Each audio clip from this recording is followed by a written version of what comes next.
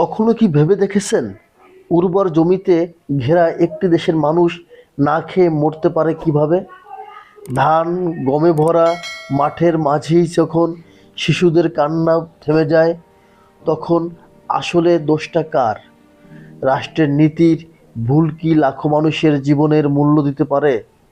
খিদের যন্ত্রণা কি মানুষের নিজের মানবিকতা ভুলিয়ে দিতে পারে? ইউক্রেনের হলোডোমর দুর্ভিক্ষ, এটা কি শুধুই দুর্ভিক্ষ নাকি পরিকল্পিত গণহত্যা? ১৯৩২ থেকে ১৯৩৩ সাল ইউক্রেনের ইতিহাসে এক ভয়ঙ্কর অন্ধকার সময়।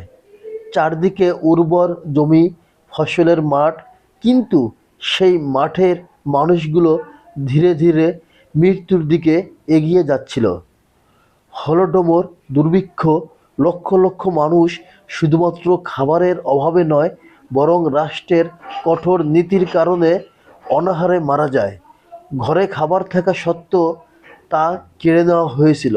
গ্রামের পর গ্রাম ঘিরে রাখা হয়েছিল যেন কেউ খাবারের সন্ধানে পালাতে না পারে। মানুষের কষ্টের কোনো সীমা ছিল না। দিনের পর দিন না খেয়ে থাকা শরীরের ভেঙে পড়তো, চোখ বসে যেত, হাঁটার শক্তি থাকতো না। শিশুরা মায়ের কোলে কাঁদতো, কিন্তু সেই কান্না থামানোর মতো দুধ বা খাবার কিছুই ছিল না। অনেক মা অসহায় চোখে নিজের সন্তানকে ধীরে ধীরে মৃত্যুর দিকে যেতে দেখেছে। কিছুই করার ছিল না তাদের।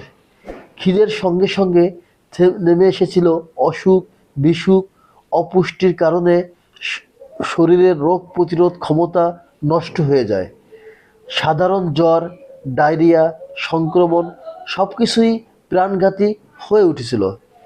চিকিৎসার কোনো ব্যবস্থা ছিল না, ডাক্তার ছিল না, ওষুধ ছিল না।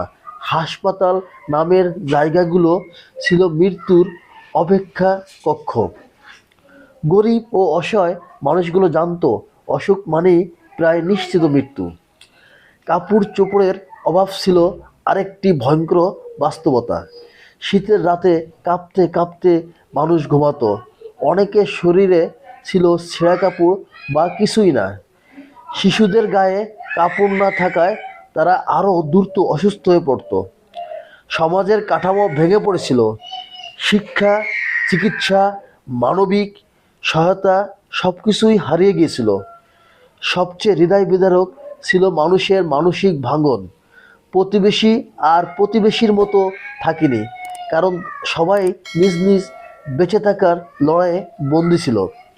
কখনো কখনো খিদের যন্ত্রণায় মানুষ এমন কাজ করতে বাধ্য হয়েছে যা মানবতার ইতিহাসে কালো দাগ হয়ে আছে। পরিবার ভেঙে গিয়েছিল, গ্রাম নিস্তব্ধ হয়ে গিয়েছিল, কবরস্থানের সংখ্যা বেড়ে গিয়েছিল। এই দুর্ভিক্ষ ছিল শুধু প্রকৃতির খেলা নয়। অনেক ইতিহাসবিদ মনে করেন এটি ছিল পরিকল্পিত, একটি জাতিকে ভেঙে দেওয়ার জন্য। খাদ্য উৎপাদন থাকা সত্ত্বেও মানুষের মুখ থেকে খাবার কেড়ে নেওয়া হয়েছিল। প্রতিবাদ দমিয়ে রাখা হয়েছিল, আর বিশ্ব তখন অনেকটাই নীরব ছিল। সেই নীরবতা আজও ইউক্রেনের ইতিহাসের ক্ষতের মতো রয়ে গেছে। হলোডোমর আমাদের মনে করিয়ে দেয়, ক্ষমতা যখন মানবিকতাকে ছাপিয়ে যায়, তখন ক্ষুধা সবচেয়ে ভয়ঙ্কর অস্ত্র হয়ে ওঠে। এটি শুধু অতীতের গল্প নয়, এটি মানব সভ্যতার জন্য একটি সতর্ক বার্তা, যাতে আর কখনো কোনো জাতিকে এমন অমানবিক যন্ত্রণার মধ্য দিয়ে যেতে না হয়। এটি ছিল ইউক্রেনের হলোডোমর দুর্ভিক্ষের মর্মান্তিক কাহিনী, যেখানে ক্ষুধা, অসুখ আর অসহায়ত্ব একসাথে লাখো প্রাণ কেড়ে নিয়েছিল। এই ইতিহাস যদি আপনাকে ভাবিয়ে তোলে, কষ্ট দেয়, তাহলে ভিডিওটি লাইক দিন। আপনার মতামত ও অনুভূতি নিচে কমেন্টে লিখুন।